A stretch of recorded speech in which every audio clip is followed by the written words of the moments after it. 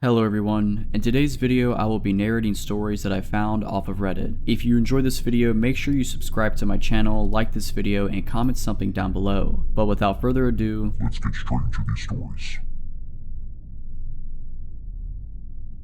I was working the closing shift at a small family-owned bakery on the edge of town. It was one of those cozy places with warm lighting and wooden beams, the kind that made people feel at home. I had worked there for a few months and knew the routine well. Wipe down the counters, lock the front door, count the register, and set the alarm before leaving. That night was unusually quiet. Our usual crowd of late-night coffee seekers never showed up, and by 8:30 p.m., the place was completely empty. The only sound was the hum of the refrigerators and the faint buzz of the fluorescent light above the counter. Around 8:45, I went to lock the front door, as I always did before cleaning up. As I reached for the lock, I noticed a man standing across the street, just outside the pool of light cast by the street lamp. He was tall and motionless, dressed in dark clothes that blended into the shadows. His face was turned toward the bakery, but I couldn't make out his features. I froze, my hand hovering over the lock. Something about his stillness made my skin crawl. He didn't move, didn't shift his weight, didn't even seem to breathe. Just stood there. I shook it off, told myself I was being paranoid, and locked the door. As I turned back toward the counter, I glanced over my shoulder. The man was gone. I tried to laugh at myself for being so jumpy, but the unease lingered. I went about my closing routine, wiping down tables and sweeping the floor. I avoided looking out the windows, not wanting to freak myself out more than I already had. When it came time to count the register, I went into the back office. It was a small room with no windows, just a desk, a safe, and a chair. I closed the door behind me and started counting the cash. The faint sound of the refrigerators humming in the distance was oddly comforting. Then I heard it, the faintest tap tap tap coming from the front of the bakery. I froze, my heart pounding. It was too deliberate to be the building settling or some random noise. It sounded like someone tapping on the glass of the front door. I told myself it was probably nothing. Maybe a branch had blown against the window or a bird had flown into it. Still, I couldn't shake the feeling that someone was out there. I finished counting as quickly as I could, locked the cash in the safe, and grabbed my bag. I didn't want to stick around to find out what or who was making that noise. As I stepped into the front of the bakery, I glanced at the door. Nothing. There was.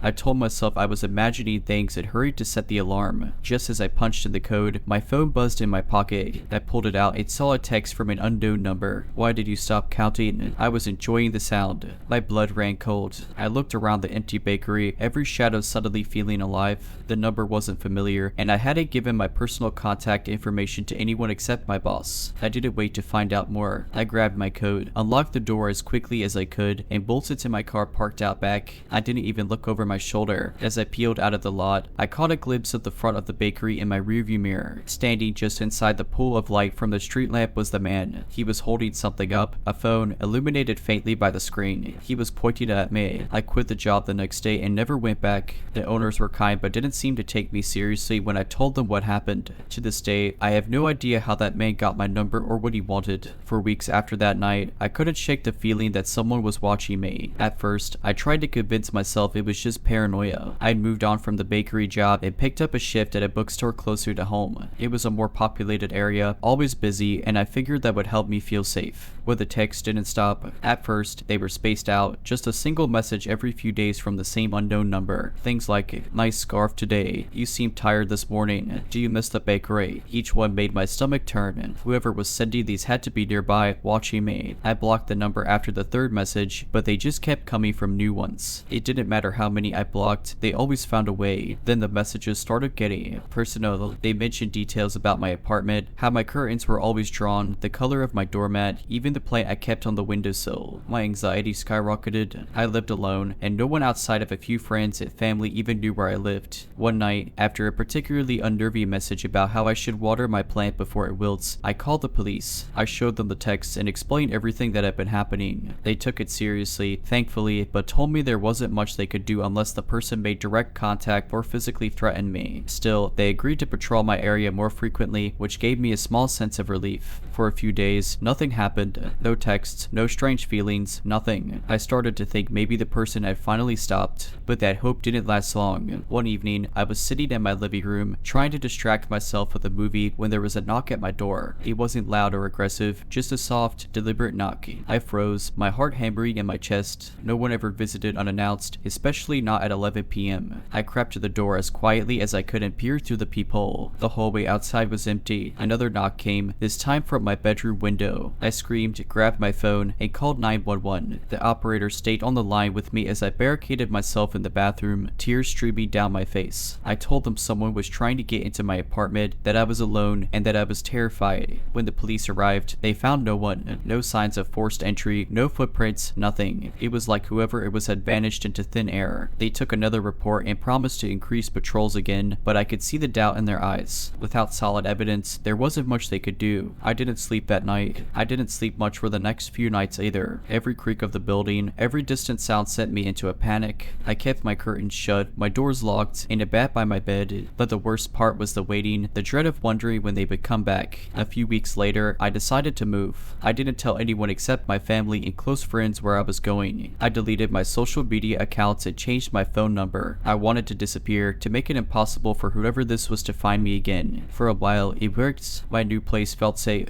No more texts, no strange knocks, nothing. I started to feel like I could breathe again, like maybe this nightmare was finally over, until a package showed up at my new address. There was no return label, just my name scrawled across the front in messy handwriting. My hand shook as I opened it, half expecting something horrifying inside, but it was just a single item, a small notebook. I flipped it open and felt my stomach drop. Inside were pages and pages of writing, all in the same messy handwriting. It was a journal of sorts, filled with observations about me, when I wore, where I went, who I talked to. Some of the entries dated back to my time at the bakery. The last page simply read, "Found you. It's been a year since the package showed up, and I've done everything I can to rebuild my life. I moved again, this time to a completely different city, using a rental service under a friend's name. I changed jobs and kept a low profile, avoiding routines that could make me predictable. For a while, I thought I'd finally outrun the Jeep. Then, 2 nights ago, I woke up to a sound that still makes my skin crawl. It was faint at first, a rhythmic tapping. It took me a moment to realize it was coming from the window in my bedroom. I live on the 3rd floor. My heart nearly stopped as I lay there frozen, listening. The tapping grew louder, more deliberate. Gathering every ounce of courage I had, I grabbed the baseball bat I keep by my bed and crept toward the window. I didn't want to look, but I couldn't ignore it. I pulled the curtain back just an inch and peeked through. Nothing. The street below was empty, no sign of anyone or anything that could have been making the noise. The tapping had stopped. I tried to convince myself it was the wind or a branch brushing against the glass, but the next morning, I found something that made my blood run cold. Pressed against the outside of the window was a single sticky note. On it, in that same messy handwriting, was a chilly message. This made. I spent the rest of the day in a panic, packing up my things and debating whether I should go to the police again. What could I even say? That someone had climbed 3 stories in the middle of the night just to leave me a note. That I felt like I was being hunted by a ghost. I didn't sleep at all that night. I sat in the living room with every light on, clutching the bat and staring at the door, waiting for something, anything, to happen. But the hours ticked by in silence. No knocks, no taps, no notes. The next day, I decided to check the footage from the security cameras I'd installed outside my apartment building. I scrolled through hours of uneventful recordings, my tension mounting with every second of nothingness. Finally, around 3 a.m., I saw it. A figure appeared at the edge of the frame, just outside the glow of the street lamp.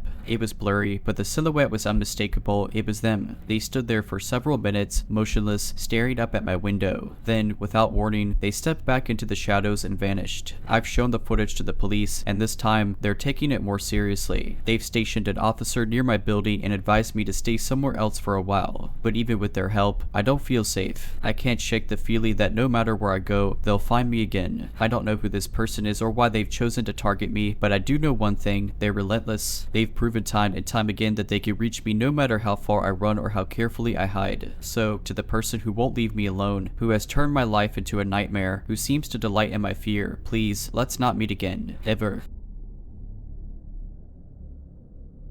This happened about 3 years ago. I was working at a boutique fitness studio in the early mornings. My shift started at 5 a.m., so I had to arrive a little before then to set everything up. The studio was located in a strip mall, and though the area wasn't exactly sketchy, it wasn't the safest either. Most of the businesses opened later in the day, so the parking lot was usually empty when I arrived. That morning, I pulled into the lot at around 4:45 a.m. It was still dark, the streetlights casting long, eerie shadows across the empty spaces. As I parked my car and turned off the engine, I noticed another car, an older sedan, parked a few rows away. It wasn't unusual for there to be other cars in the lot, but this one caught my attention because the windows were fogged up and I couldn't see inside. I shook off the unease and grabbed my bag. As I walked toward the studio, I heard the unmistakable sound of a car door creaking open. Instinctively, I glanced over my shoulder. A man had stepped out of the sedan. He wasn't looking at me, but his movements were deliberate. He adjusted his jacket, then started walking in the same direction I was heading. I picked up my pace, my keys clutched tightly in my hand. The studio entrance was a glass door with a keypad lock, and I could already picture the fumbling I'd have to do to punch in the code. As I reached the door, I risked another glance behind me. The man had quickened his pace too. He was closer now, his hands shoved deep into his pockets. Heart racing, I jammed my fingers against the keypad. My first attempt failed. I swore under my breath and tried again, my hands shaking. This time, the lock clicked, and I shoved the door open, slipping inside and slamming it shut behind me. The glass door had a clear view of the parking lot, and as I locked it, I saw the man stop just a few feet away. He stood there, staring at me through the glass. He didn't say anything, didn't knock, didn't try the handle, just stood there, breathing heavily. His face was obscured by the hood of his jacket, but I could feel his eyes on me. My heart was pounding so loud I thought it might burst. I backed away slowly, reaching for my phone. As soon as I held it up, he turned and walked back to his car. He didn't run, didn't even look back. He just got in, started the engine, and drove off. I stayed inside the studio, watching the lot for the next hour. No other cars came, and I didn't see him again. I debated calling the police, but what would I even say? The guy stared at me. It felt like nothing and everything at the same time. I told my manager about it later that day, and she agreed to install a security camera outside. I don't know who that man was or what he wanted, but every time I worked an early shift after that, I couldn't help but scan the parking lot, searching for his silhouette. The days that followed were uneventful but unsettling. Every morning, I found myself hyper aware of my surroundings. I arrived earlier, parked closer to the studio door, and made sure to check over my shoulder as I walked in. For a while, I convinced myself that maybe I had overreacted, that it was just a strange coincidence. But then, about 2 weeks later, something happened that made my stomach drop. It was another early morning, and this time, the parking lot was completely empty. No fogged up cars, no other people, just me and the faint hum of fluorescent lights above. I parked my car, took a deep breath, and stepped out, the sound of my door closing echoing in the stillness. As I approached the studio door, I glanced around out of habit. That's when I saw it, a folded piece of paper tucked under the windshield wiper of my car. My first thought was that it was a parking ticket, but as I got closer, I realized it was handwritten. The paper looked crumpled, like someone had been clutching it for a while. I hesitated, scanning the lot again, but there was no one in sight. Finally, I grabbed the note and got back into my car, locking the doors before unfolding it. The handwriting was messy, almost frantic, and the words made my blood run cold. "You're always so early, alone, and careful who you trust." I sat there, gripping the note, my hands trembling. I didn't know what to do. My first instinct was to call the police, but again, what could I say? There were no cameras in the lot yet, no witnesses, no proof of who had left the note. It felt like a warning, but from who? And why? I called my manager as soon as I got inside the studio. She was concerned but didn't seem to grasp the gravity of the situation. Maybe it's just some bored teenager playing a prank, she suggested. Still, I'll talk to the landlord about speeding up the camera installation. Her dismissal only made me feel more isolated. That day, I started thinking about quitting the job. It wasn't worth the constant fear. But before I could make a decision, things escalated. A few nights later, I was closing the studio alone. It was late, around 10 p.m., and most of the other businesses in the strip mall were already dark. I had just finished locking up and was heading to my car when I heard it, the sound of footsteps. They weren't loud or rushed, just steady, deliberate, and far too close for comfort. I turned around, my keys clenched tightly in my hand. At first, I didn't see anyone, but then, from behind one of the pillars near the edge of the lot, a figure stepped out. It was the man from before, the same jacket, the same slow, measured gait. He didn't say anything, didn't move closer. He just stood there, watching me. I felt frozen, like my legs wouldn't work. Finally, I forced myself to move, walking as quickly as I could to my car without breaking into a run. I kept my eyes on him the whole time, my heart pounding in my ears. As I got into my car and locked the doors, he started walking toward me. Not running, not rushing, just walking like he had all the time in the world. I didn't wait to see what he wanted. I started the engine and tore out of the lot, not caring if I was speeding or reckless. In my rearview mirror, I saw him standing in the middle of the parking lot, watching me leave. That was the last straw. I quit the job the next day. My manager was understanding and even offered me a later shift to avoid the mornings and nights,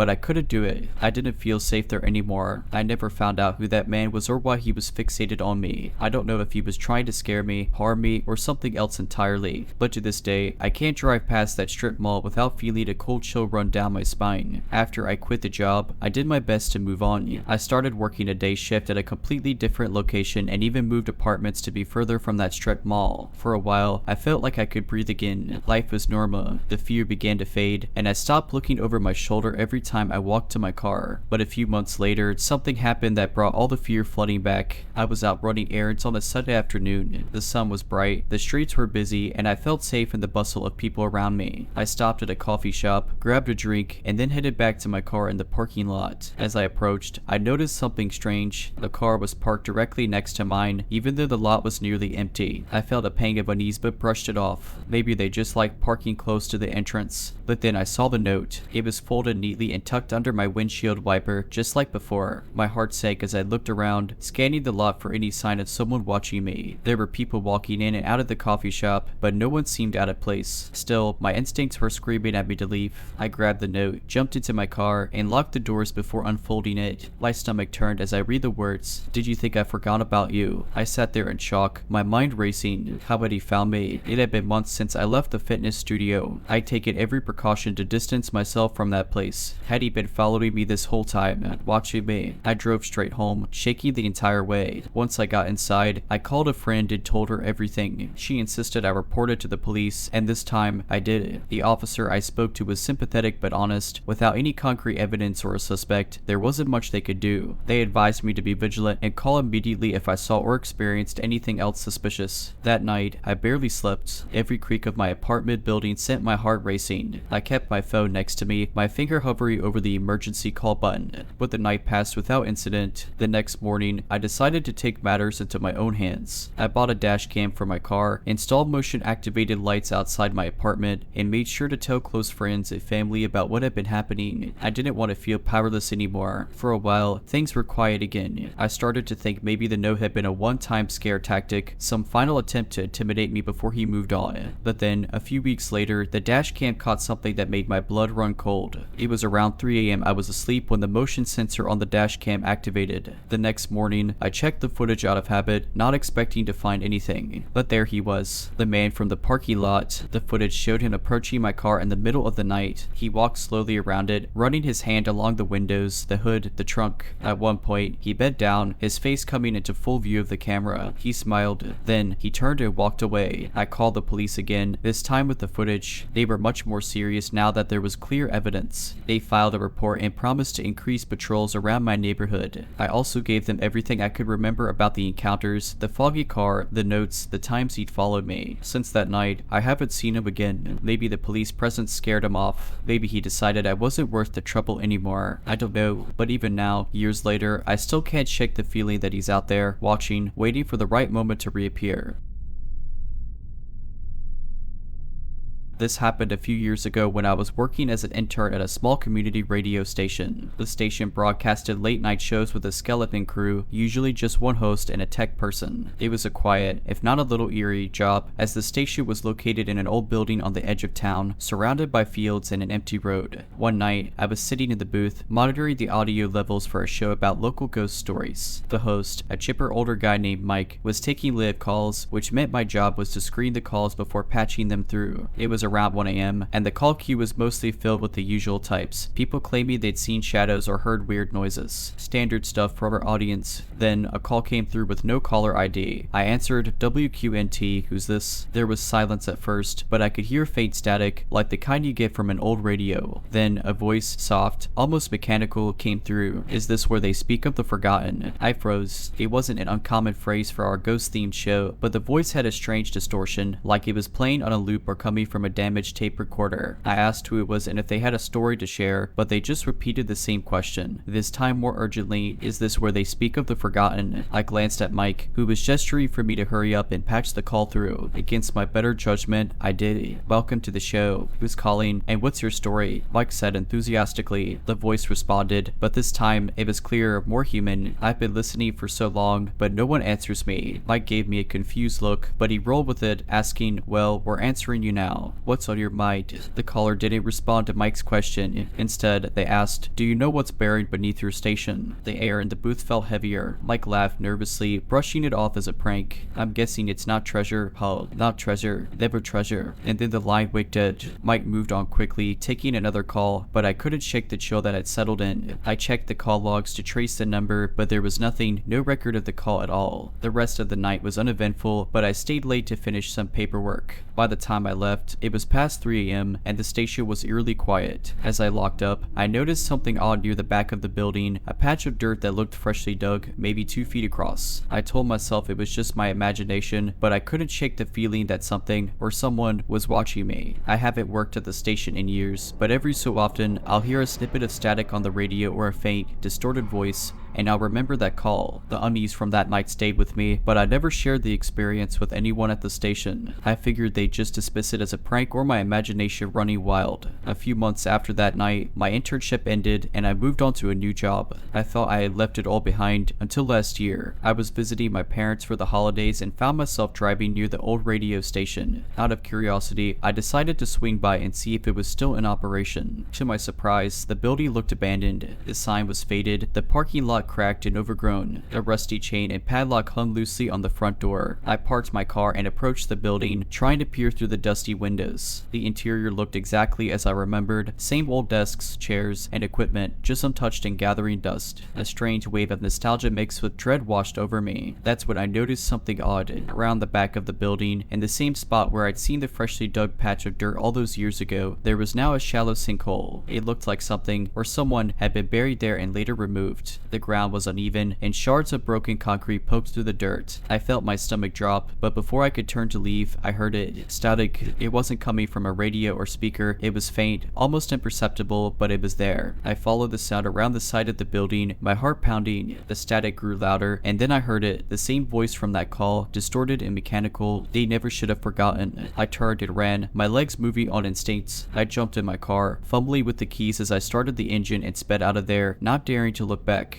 I tried to rationalize it on the drive home. Maybe it was an old recording playing on a timer or some kind of interference from nearby equipment. But the more I thought about it, the less sense it made. The station had been abandoned for years. No one should have been there. Later that night, I couldn't sleep. I kept hearing faint static in the silence of my bedroom, though every time I turned on a device to check, there was nothing. A quick online search about the station didn't help either. There were no records of why it closed, but I found an article from decades ago mentioning that the land it was built on had been a dumping ground for construction debris, and allegedly other things. I haven't gone near the area since, but sometimes when I'm tuning through radio stations late at night, I'll hit an empty frequency and for a split second, I'll swear I hear that voice again. Is this where they speak of the forgotten? Despite my best efforts to move on, the experience wouldn't let me go. A month after driving by the old station, I started having recurring nightmares. In them, I was sitting in the booth, just like I had that night, staring at the call board. One by one, the lines lit up, but instead of caller names or numbers, the display read the same thing on every line. Forgotten. The static would grow louder until I woke up in a cold sweat. Each time, I was left with the same uneasy feeling that whatever had contacted me that night wasn't finished. One night, after waking up from another nightmare, I decided to do something I hadn't dared to before, dig deeper. I knew it wasn't wise, but curiosity and fear compelled me to find answers. I started by researching the radio station's history more thoroughly. It had been operating for over 50 years before its sudden closure about 6 years ago, shortly after my internship ended. I found a forum post from a former employee who claimed the station's owners shut it down after a series of unexplained disturbances. They didn't elaborate, but a commenter mentioned odd power outages, equipment malfunctioning, and strange sounds coming through live broadcasts, sounds that weren't picked up by the microphones or the callers. Then I stumbled upon something that stopped me cold. A user on the same forum had shared a blurry photo of the station's backlot, taken just before it closed. The image showed what looked like several shallow mounds of dirt scattered across the area like graves. I couldn't sleep that night. I kept imagining what might have been buried back there and, worse, why someone or something wanted it to be remembered. About a week later, something even stranger happened. I was at home alone when my phone buzzed with a notification.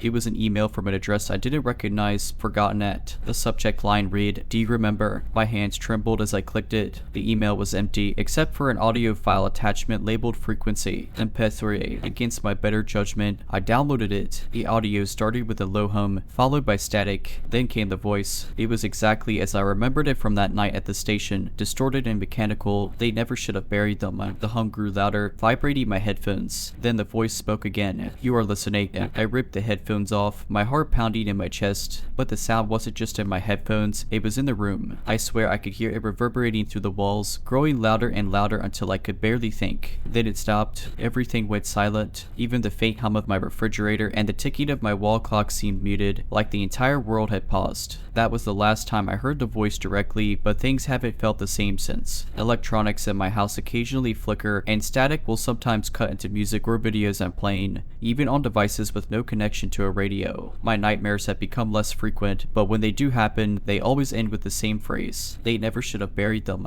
I've tried to put the pieces together, tried to understand what they were or why the voice chose me, but nothing adds up. Maybe it's better that way. Some things are meant to stay buried. I was helping a friend clean out an old warehouse he'd recently bought. It wasn't abandoned, just cluttered with decades of old furniture, broken equipment, and random odds and ends from the previous owners. The building was in an industrial area, surrounded by empty lots and chain link fences. It felt isolated even during the day. We were there to clear out the junk and assess what could be salvaged. The plan was to spend a few days hauling things out and sorting through piles of stuff. The first couple of days went fine, dusty, sweaty work, but nothing unusual. It wasn't until the third day that things started to feel.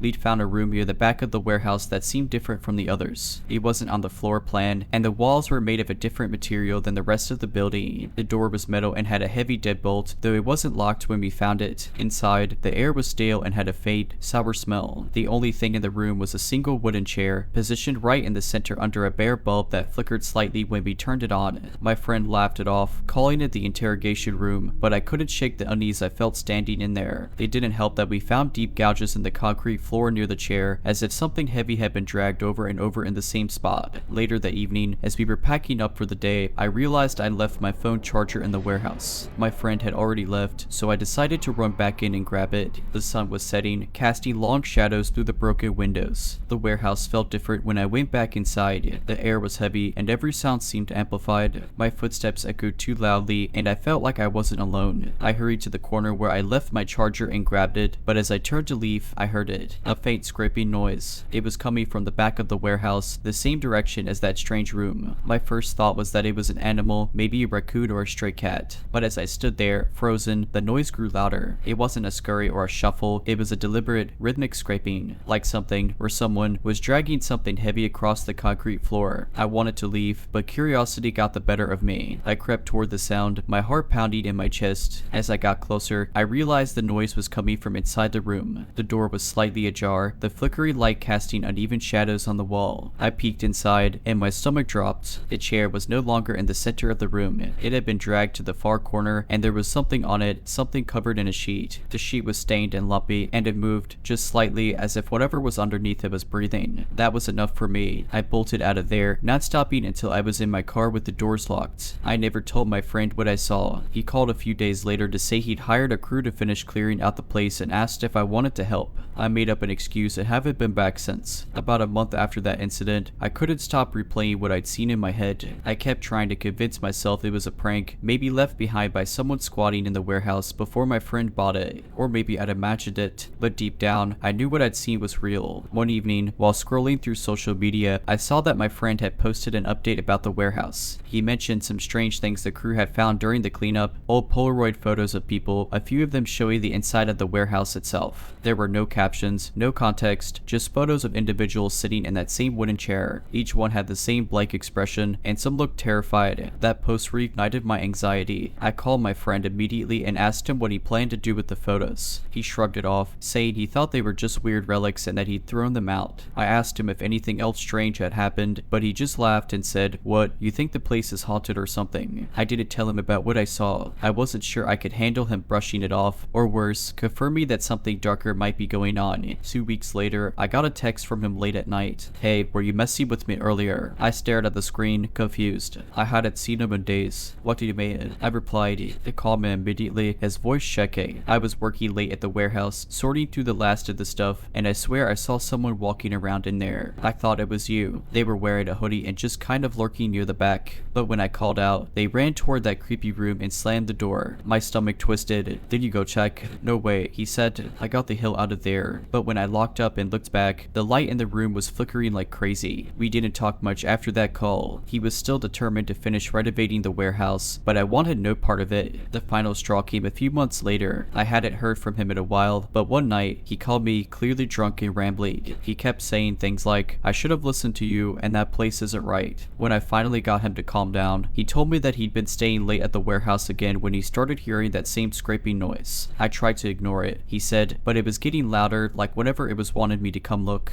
I locked myself in my office, but then I heard footsteps. Heavy ones. They stopped right outside the door. He paused, and I could hear him breathing heavily through the phone. When I finally opened the door, no one was there, but the chair ... it was sitting in the hallway, right in front of the office, like someone had put it there. That was the last real conversation we had. A week later, he sold the warehouse to a developer. He never told me what finally pushed him over the edge, and I didn't ask. I did drive by the warehouse one last time before it was torn down. The lot was fenced off, and the building was already halfway demolished. But as I sat there in my car, I swear I saw a figure standing in the rubble. They were too far away to make out any details, but they were standing perfectly still, facing me, watching. After the warehouse was demolished, I thought that would be the end of it. Without the building, there'd be no more creepy rooms, no more weird noises, and no more nightmares. But I was wrong. It didn't stop. In fact, it got worse. A few weeks after the demolition, I started noticing strange things happening around my apartment. At first, it was small stuff, things I could almost explain away. Items would go missing and then show up in weird places, like my car keys sitting on top of the fridge, or my phone charger tangled in the blinds. I blamed it on stress or just being forgetful, but then I started hearing noises. Late at night, when everything was quiet, I'd hear faint, rhythmic scraping sounds coming from the walls. It was subtle, almost like scratching, but deliberate. I checked for mice or some kind of pest, but there was nothing. The landlord even brought in an exterminator who found no signs of activity. Still, the sounds continued, always at night, always just loud enough to keep me from sleeping. One night, I woke up to a loud bang. It sounded like it came from my living room. My heart was pounding as I crept out of bed to check. The room was empty, but the chair from my dining table, one of the cheap, lightweight ones, was in the center of the room, facing my bedroom door. I hadn't moved it. I hadn't even used the chair that day. I tried to convince myself it was a prank, maybe even sleepwalking, though I'd never done that before. I shoved the chair back to the table and double-checked that all my doors and windows were locked before going back to bed, but I barely slept. Over the next few days, I felt like I was being watched. It didn't matter where I was, in my apartment, walking to my car, even at work, I had this constant,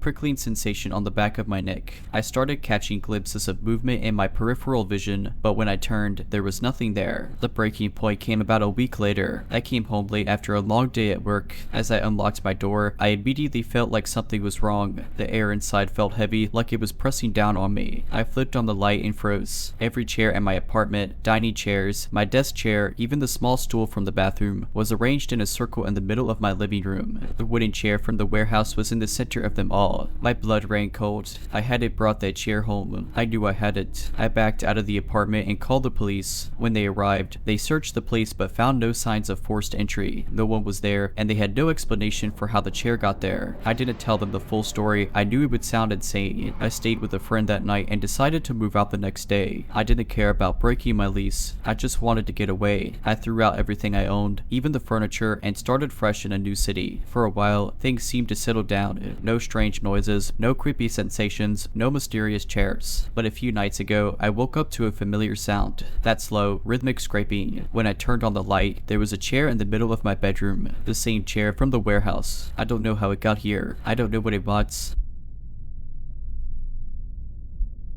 I was interning for a historical society in a small coastal town, tasked with cataloging some old artifacts stored in the attic of their main building. The building was a restored colonial era inn, and the attic was crammed with dusty boxes, faded photographs, and all sorts of miscellaneous items. One day, I came across a large wooden chest with ornate carvings. It was buried under a pile of moth-eaten curtains and broken furniture. The lock had long since rusted away, so I lifted the lid, expecting old documents or maybe some vintage clothes. Inside were dozens of small wooden figurines, each carved in remarkable detail. They depicted people, men, women, children, some standing, some sitting, all frozen mid-action. There were tiny carved dogs and cats, too, along with miniature carts, barrels, and fences. It was like someone had carved an entire little village. As I looked closer, I realized the figures weren't generic. Each one had distinct features, expressions, clothing, hairstyles, all so intricately detailed that they seemed like individual portraits. It was eerie, almost like they were watching me. One figure in particular caught my eye. It was a man sitting on a bench, his head tilted slightly to the side as if he were listening. His expression was so lifelike it gave me chills. I carefully set him down and examined the rest of the figures. That's when I noticed something even stranger. A few of the figures looked familiar. At first, I thought I was imagining it, but as I stared at them, I became more certain. One of the women had the same hairstyle and outfit as a woman I'd seen that morning at the coffee shop. The child holding a carved ball looked just like a kid I'd passed in the park the day before. And then there was the figure of a man in a button-up shirt and glasses. It took me a moment to place him, but when I did, my stomach dropped. It was May. I looked at the figurine, and then around the attic, half expecting someone to jump out from behind a stack of boxes. But absolutely, I grabbed my phone and snapped a picture of the chest and its contents. Then, I quickly replaced the lid and left the attic, telling myself I'd bring it up with my supervisor later. But when I checked my phone during lunch, the photo wasn't there. I tried taking another one when I went back up, but every time, my camera just displayed a blurry black screen. That was my last day at the Historical Society. I left the internship early, citing personal reasons. I don't know who carved those figures or how they ended up in that attic, but I do know one thing: I wasn't sticking around to find out. About a week after I left the internship, I tried to put the whole incident behind me, but the memory of the figurines lingered like a splinter in my mind I couldn't quite remove. I didn't tell anyone, partly because I was afraid they'd think I was crazy, and partly because I didn't know how to explain it without sounding like I'd made it all up.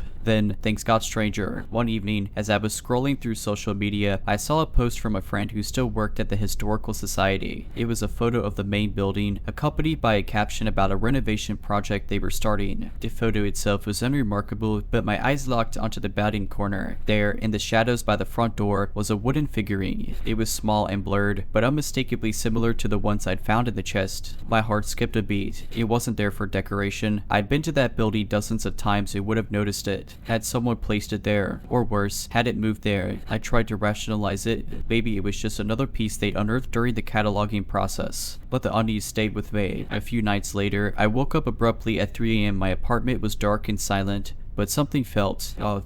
I couldn't put my finger on it at first, but as I glanced around my room, I noticed something on my dresser that hadn't been there before. It was the figurine of the man sitting on the bench, the one I'd found in the attic. I froze, my breath caught in my throat. The figurine wasn't supposed to be there. I hadn't taken anything from that attic. I hadn't gone back since I'd quit, and yet, here it was, sitting innocently among my belongings. Summoning every ounce of courage, I grabbed it and shoved it into a shoebox. I taped the box shut, stuffed it into a bag, and drove out to the nearest dumpster, tossing it in without a second thought. The adrenaline kept me awake for hours, but eventually exhaustion won out and I drifted into an uneasy sleep. The next morning, I woke up to a sound I couldn't immediately place. A faint thunk and then a sliding noise. I sat up in bed, heart pounding, and followed the sound to my front door. There, sitting on my welcome mat, was the shoebox. The tape was gone, the box open, and inside was the figurine of the man on the bench. This time, I didn't try to get rid of it. I left it in the box, shoved it into the back of my closet, and tried to forget it was there. But over the next few days, I started noticing more figurines. One appeared on my kitchen counter, another on the bookshelf, a third on the windowsill by my bed. I called a locksmith and had all my locks changed. I even installed a security camera in my living room. But no matter what I did, the figurines kept appearing. The final straw came a week later. I came home from work to find every single figurine, dozens of them arranged in a perfect circle on my living room floor. They all faced inward, and at the center of the circle was a new figure. It was larger than the others, and though the carving was crude, I recognized it instantly. It was me, standing with my arms outstretched, as if welcoming them. I didn't peek. I didn't even grab my wallet. I just left. I drove for hours, stopping only when I reached a hotel far enough from my apartment that I felt safe. I've been living in a different state ever since, and I don't plan on going back. I thought that leaving town would be enough. I thought that putting hundreds of miles between me and those cursed figurines would bring me peace. For a while, it seemed like it had. I rented a small studio apartment in a quiet city where no one knew me. I got a new job, made a few acquaintances, and started to convince myself that maybe, just maybe, I'd outrun whatever was haunting me. That illusion shattered 6 months later. It was a Sunday morning, and I'd just come back from a walk to clear my head. When I opened the door to my apartment, I immediately felt something was off. The air was thick, heavy with a strange stillness that hadn't been there when I left. On the counter, where I left a small potted plant, was a figurine. It wasn't one of the ones I'd seen before. This one was different. It was a woman, standing with her hands clasped in front of her. Her face was detailed, too detailed, and I recognized her immediately. She was my downstairs neighbor, the friendly woman who brought me cookies when I first moved in. My stomach twisted. I tried to tell myself it was a coincidence, but deep down, I knew better. I grabbed the figurine and hurled it into the trash, slamming the lid down as if that could somehow seal away the unease crawling through me. That night, I heard knocking. It wasn't coming from my door, but from inside my apartment. Soft, deliberate taps that seemed to come from the walls, the ceiling, even the floor. I tried to follow the sounds, my heart pounding, but no matter where I went, they seemed to move, always just out of reach. When the knocking finally stopped, I returned to my living room, only to find the figurine sitting on the coffee table, the same figurine I'd thrown away hours earlier. This time, I didn't hesitate. I grabbed it, jumped in my car, and drove to the outskirts of the city. I found an isolated stretch of woods and tossed the figurine as far as I could into the underbrush. I didn't look back. For the next few days, I lived in a state of hypervigilance, jumping at every noise, every shadow. I barely slept. I considered moving again, but something told me it wouldn't matter. Then, one evening, my phone buzzed with a notification. It was a message from an unknown number. The message was a photo of my living room, and there, arranged in a perfect circle on the floor, were more figurines. Dozens of them. At the center of the circle was the same figure of me with outstretched arms, but this time, it wasn't alone. Surrounding it were smaller figures, all posed in ways that suggested they were reaching out to it, almost worshipping it. I dropped my phone, my hands trembling. Before I could react, the lights in my apartment flickered and went out, plunging me into darkness. The room was silent, too silent. Then, the knocking started again, louder this time, more insistent. It came from every direction, surrounding me, closing in. I don't remember much of what happened after that. Somehow, I ended up outside, barefoot and shivering, clutching my car keys. I drove aimlessly until dawn, too terrified to stop. When I finally pulled over at a rest area, I found a figurine on the passenger seat. This one was of me, sitting in my car, clutching the steering wheel, my face etched with fear. I haven't been back to that apartment since. I've changed my number, discarded my phone, and moved again, this time to a different country. I've taken every precaution I can think of, but the fear never really goes away. Every time I hear a knock, see a shadow, or feel like I'm being watched, I wonder if they found me again.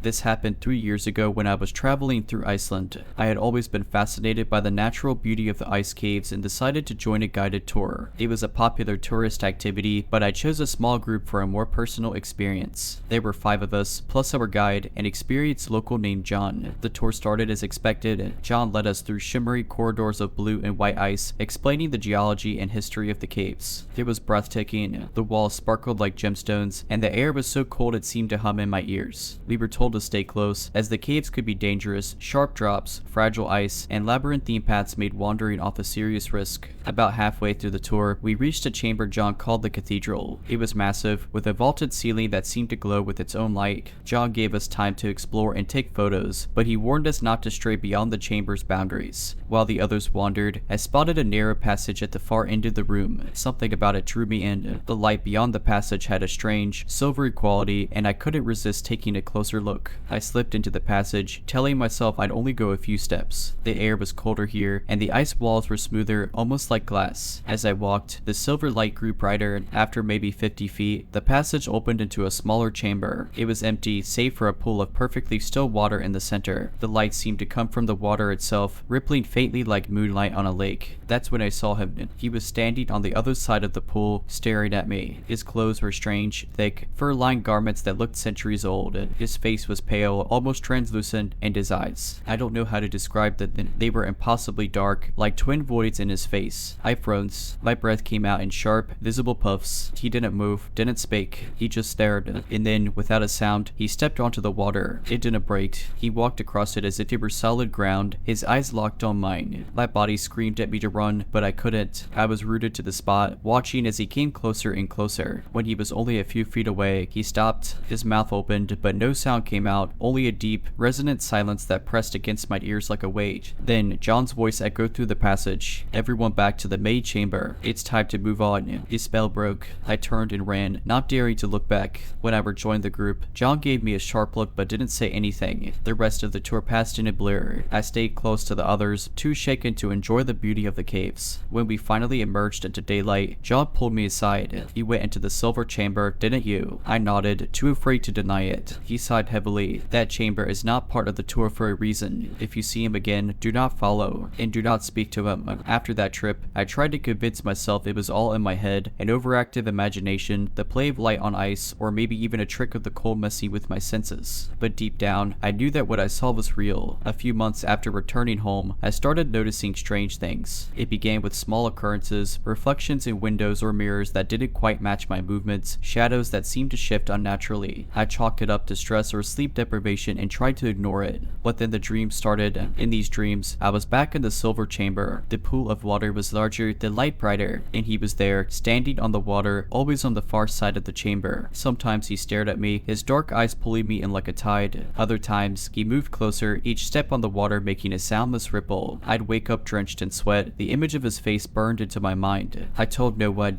who would believe me. Then, one night, I woke up to a soft, rhythmic tapping. At first, I thought it was rain against my window, but when I turned on the light, the sound stopped. I checked outside, clear skies. Uneasy, I climbed back into bed. The next night, the tapping came again. This time, it was louder, more insistent. I followed the sound to my living room and stopped dead in my tracks. The large mirror above my fireplace was fogged over as if someone had breathed on it. My apartment was cold, colder than it should have been, even for winter. And then I saw it. There, in the fogged surface of the mirror, was a handprint. A single, perfect handprint, larger than any human hand I'd ever seen. I didn't sleep that night. I sat in the corner of my room with every light on, clutching my phone. When dawn broke, I packed a bag and left. I couldn't stay there. I've moved 3 times since then, trying to outrun whatever this is. But it doesn't matter where I go. He always finds me. The dreams persist. The tapping comes back. Sometimes I'll find puddles of water in places they shouldn't be, on my kitchen counter, at the foot of my bed. Once, I found a trail of wet footprints leading from my front door to my bathroom. The door was locked. No one was there. The worst part is the silence. Whenever he's near, it's like the world muffles itself. No hum of electricity, no distant traffic, no birds. Just an oppressive, suffocating quiet. I've stopped telling people. I tried once, and the look on my friend's face was enough to make me drop the subject forever. I sound crazy, I know. Maybe I am. But last night, something changed. I woke up at exactly 3:17 a.m. to find my entire apartment bathed in that strange, silvery light from the cave. It was pouring in through the windows, but when I looked outside, there was no source, no moon, no street lights, nothing. Just endless, shifting light. And then I heard his voice. It wasn't a sound, exactly, or like a sensation, a deep vibration that settled in my bones. You cannot run.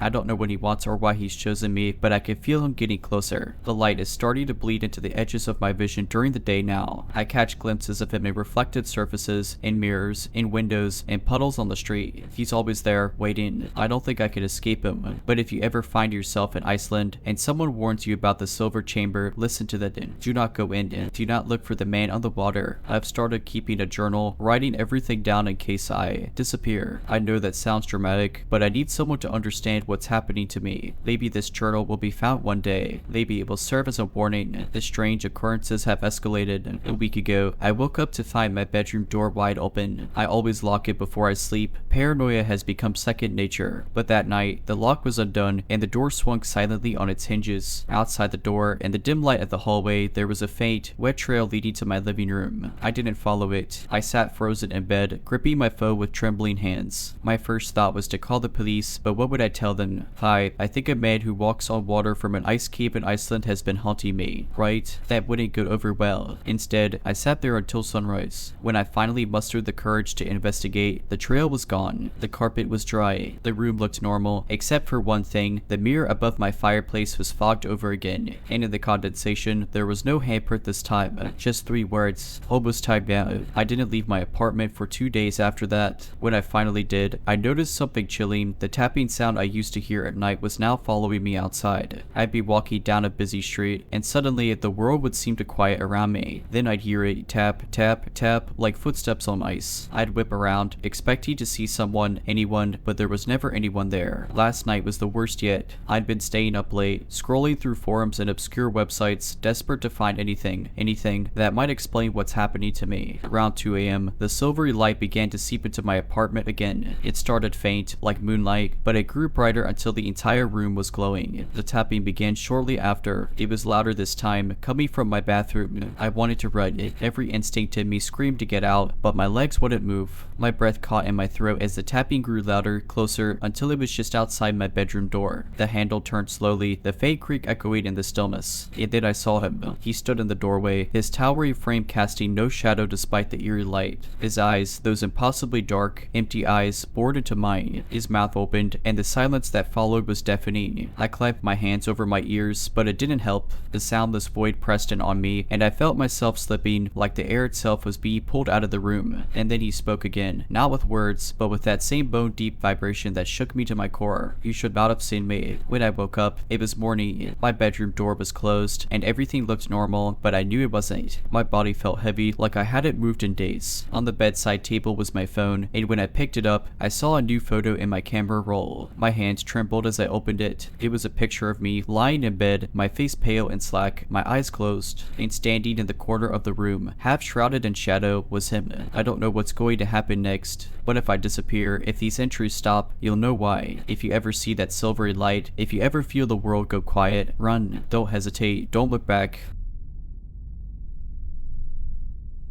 I live in a coastal city famous for its bustling fish market. By day, it's alive with activity, boats pulling in, vendors shouting prices, and buyers haggling for the freshest catch. But one evening, I experienced something there that I will never forget. I had just finished a late shift at work and realized I hadn't picked up anything for dinner. The market was technically closed by 8 p.m., but I knew from experience that a few vendors hung around later, selling off what they hadn't managed to offload earlier. When I arrived, the market was eerily quiet, with the faint sound of waves crashing against the nearby docks. Most stalls were empty, their tables cleared and their tarps pulled down. As I wandered through the rows of deserted stalls, I spotted a small flickering light at the far end of the market. Curious, I made my way toward it and found an old man sitting behind a table covered with fish, oddly fresh-looking fish, considering how late it was. His stall wasn't one I recognized, though I frequented the market often. "Late shopper?" he asked with a crooked smile. His voice was gravelly, like someone who'd spent a lifetime shouting over the ocean. "Yeah, I got off work late," I said, glancing at his wares. The fish shimmered oddly under the dim lantern, their scales almost glowing. "You're lucky," he said. "These are the best catches of the day. No one else wanted them, so they're yours for cheap." He gestured to a particularly large fish, its eyes unnervingly clear. I couldn't place the species. It looked like something out of a nature documentary. "How much?" I asked, hesitating. "Take it," he said, his grin widening. "No charge. Just promise me you'll eat it tonight." I hesitated again, but hunger won out. I wrapped the fish in paper and thanked him, but as I turned to leave, I noticed the strange smell, not the usual briny tang of fish, but something almost metallic, like rust. When I got home, I started preparing the fish. As I cut into it, I found that its flesh was unlike anything I'd ever seen, silvery and almost translucent, with veins that glowed faintly under the kitchen light. Alarmed, I stopped and decided to toss it, but as I turned back to the cutting board, the fish wasn't there. The paper it had been wrapped in was empty, and the knife I'd used was clean. I searched the kitchen, thinking I'd somehow misplaced it, but the fish had vanished. Shaken, I returned to the market the next day to ask about the vendor, but no one knew who I was talking about. One older vendor, hearing my description, paled and muttered something about the night catcher, a fisherman set to wander the docks, selling cursed catches to the unwary. I didn't sleep well that night. Every time I closed my eyes, I saw the fish, its glowing flesh, the unnerving clarity of its eyes. I tried to shake it off as some weird prank or an overactive imagination, but something about the experience stuck with me. The next morning, as I went about my day, small, unexplainable things started happening. day. My phone glitched constantly, freezing on a strange, static-filled screen. My coffee tasted faintly metallic, no matter how many times I brewed it. Worst of all, I kept catching glimpses of movement out of the corner of my eye, flashes of silver darting just out of view. By midday, I was thoroughly rattled. At work, I stepped away from my desk to grab some air. As I walked along the pier outside my office building, I noticed something floating in the water below. It was a fish, but not just any fish. It was the one I'd taken from the market the night before, unmistakable with its shimmering, translucent flesh. It hovered near the surface, staring up at me with those same clear eyes, as if it knew me. I froze, my stomach lurching. The fish twitched, then dove down, vanishing into the dark water. "Are you okay?" one of my coworkers asked, startling me. I nodded quickly and forced myself to focus for the rest of the day. That night, I locked every door and window in my apartment, hoping to keep whatever was happening at bay. But it didn't help. Around 2 a.m., I woke to the sound of water dripping. At first, I thought it was coming from the kitchen faucet, but as I got up to check, the sound grew louder, echoing unnaturally through my apartment. The source wasn't the sink, it was my bedroom. I turned back to see a trail of wet footprints leading from the window to the foot of my bed. My heart pounded as I scanned the room, but there was no one there. The footprints glistened faintly, like the scales of the fish. Grabbing my phone, I dialed the police, but the call wouldn't connect. Every time I tried, I was met with a burst of static and faint whispers that sounded like distant waves. I didn't sleep the rest of the night, and by morning, the footprints had dried, leaving no evidence of what I'd seen. Desperate for answers, I returned to the market the following evening. It was busier this time, with the usual vendors in their usual spots. I asked around again about the old man, but no one admitted to knowing him. Finally, an elderly woman selling crab pulled me aside. "You saw him, didn't you?" she asked, her voice low. I nodded, and she sighed deeply. "They say he was a fisherman who went out during a storm and never came back. Now he comes to the market at night, offering his catch to the living. What happens to the people who take it?" I asked. She hesitated. "Some say they disappear. Others say they're marked. You should see a priest, or someone who knows how to deal with this." Quickly, I thanked her and left, her words leaving a weight in my chest. That night, I noticed something horrifying. My reflection in the bathroom mirror, it wasn't quite right. My skin had a faint shimmer to it, and when I leaned closer, I swore I saw gills faintly forming on my neck. The dreams started getting worse after that. In them, I was always underwater, surrounded by endless dark currents. Strange shapes moved just out of sight, and I could feel their eyes on me, watching. The water wasn't cold like I expected. It was warm, almost suffocating, and yet I could breathe.